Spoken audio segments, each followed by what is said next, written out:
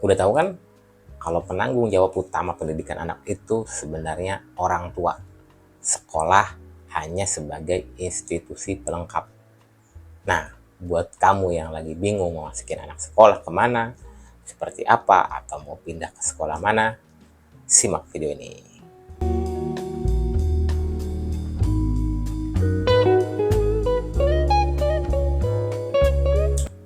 Ketemu lagi di Marwanto. Kali ini dengan program Book Review. Kita akan bahas tentang buku Dr. Khalid Ahmad Santut lagi, tapi madrasah pertamaku. Rumahku madrasah pertamaku. Ya, kalau kemarin kan fitrah anak laki-laki ya. Ini sekarang berbeda, dan menariknya di sini memang yang kemarin dan sekarang royaltinya memang diwakafkan 100%. Apa sih dari buku ini yang mungkin di buku-buku lain tidak disebutkan, walaupun memang di sini saya hanya garis bawahi poin-poin yang memang di dua buku sebelumnya memang sudah dibahas dan di sini tidak saya ulang. Jadi memang keunikan dari bukunya apa yang bakal saya coba angkat. Nah, jadi pertama saya akan bahas mulai dari penulis. Khalid Ahmad Santut ini lulusan dari King Abdul Aziz di Jeddah, dan memang beliau pakar pendidikan ya. Beberapa karyanya digunakan sebagai rujukan baik di negara-negara Islam lain termasuk di Indonesia. Nah, jadi memang beberapa pendapat beliau atau gagasan beliau ada yang bertolak belakang, namun menarik di sini karena memang biasanya berseberangannya dengan psikolog atau pakar pendidikan barat, dan itu malah bisa menjadi sebuah sintesis dari tesis, antitesis, dan sintesis. Nah, kemudian di sini kita mulai dari dua opening di depan tadi. Pertama yang akan saya bahas itu visi yang selaras antara rumah dan sekolah. Jadi antara sekolah dan rumah itu jangan saling melemahkan atau menghancurkan. Seperti yang tadi disebut di awal tentang sekolah. Karena penanggung jawab di pendidikan anak itu sebenarnya bukan sekolah, tapi orang tua. Jadi orang tua itu idealnya memang sudah punya visi buat anaknya. Jadi mereka, orang tua itu, mencari sekolah yang mampu mensupport visi orang tua tersebut. Jadi saya kasih contoh gini. Saya punya teman, orang tuanya ini memang praktisi lingkungan.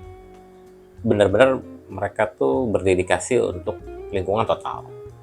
Nah, ketika anak mereka masuk sekolah, mereka memasukkan sekolah-sekolah yang memang sesuai dengan visi orang tuanya. Jadi sekolah yang menjaga aktivitas lingkungan, merawat bumi gitu. Jadi selaras antara visi orang tua dan visi sekolah. Kemudian kalau misalnya kamu sudah terlanjur masukin anak kamu sekolah, kamu cek sekolah tersebut, bagaimana gurunya, apakah baik, visinya jelas. Kemudian kalau misalnya emang di rumah kita belum selaras, ya kita selaraskan. Jangan sampai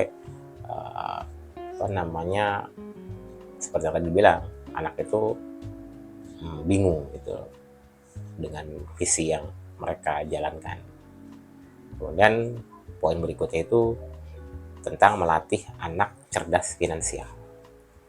Nah, poin ini menarik khususnya buat anak usia 7-12 tahun. Kok kenapa harus diajarin finansial gitu kan? Ternyata di sini mengambil pelajaran dari hadis sahih yang membahas tentang 4 poin. Jadi di akhirat itu nanti ditanya dari mulai umurnya untuk apa, kemudian ilmunya diamalkan untuk apa, hartanya dari mana dan dikemanakan, dan tubuhnya dipakai untuk apa. Jadi 4 poin, dan yang poin pentingnya adalah harta. Maka kita di keluarga itu, khususnya ayah ibu, harus paham nih Jadi antara mengajari anak tidak pelit dan tidak boros. Misal contohnya di buku ini dibahas tentang laporan keuangan. Jadi anak itu dilatih bagaimana membuat laporan masuk dan laporan keluar. Misalnya anak tersebut di usia 7-12 tahun dia dapat uang jajan dari orang tua dicatat, kemudian dia jajan buat apa, atau dapat dari eyangnya atau neneknya atau kakeknya itu dicatat dari mana, kemudian dipakai buat apa, karena mengambil hadis yang tadi disebutkan, hartanya dari mana dan dipergunakan untuk apa. Jadi dari benar-benar dibiasakan gitu. Dan kemudian anak pun dilatih untuk berinfak. Nah itu jadi ketahuan kan laporan tersebut, oh tadi misalnya Ananda habis berinfak ke masjid atau ke yatim duafa atau yang lain-lain. Kemudian di sini juga ada poin orang tua itu tidak sembarangan memberikan uang tanpa alasan yang tepat. Jadi perlu dipertanyakan dulu, ini anak buat apa kalau misalnya minta duit gitu. Nah, itu kan perlu tuh dilatih semenjak dini. Kemudian ada juga poin yang menarik di sini tentang membuat perpustakaan keluarga di rumah. Nah, jadi kalau untuk ayah dan bunda itu memang ada sebagian-bagian khusus rak buku nih. Ada buku untuk ayah bunda, ada buku buat anak, itu memang sudah dipisah. Dan itu di buku ini menarik lagi, misalnya kita ada berapa anggota keluarga, ada 4 atau 6, itu masing-masing punya satu mushaf. Jadi misalnya ayahnya satu, bundanya satu, anak pertama satu, anak kedua satu. Dan memang di sini disarankan sekali ya untuk hal tersebut. Kemudian mungkin ada satu mushaf yang memang diperuntukkan untuk tamu. Itu menariknya. Ditambah lagi ada beberapa poin, walaupun bukan di buku ini ya, saya pernah dengar, jika kita menempatkan mushaf itu usahakan di posisi kiri atas.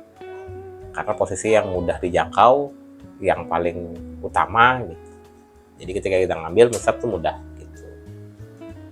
Dan pastikan buku-buku yang ada di rumah itu buku-buku yang menambah ilmu dan keimanan.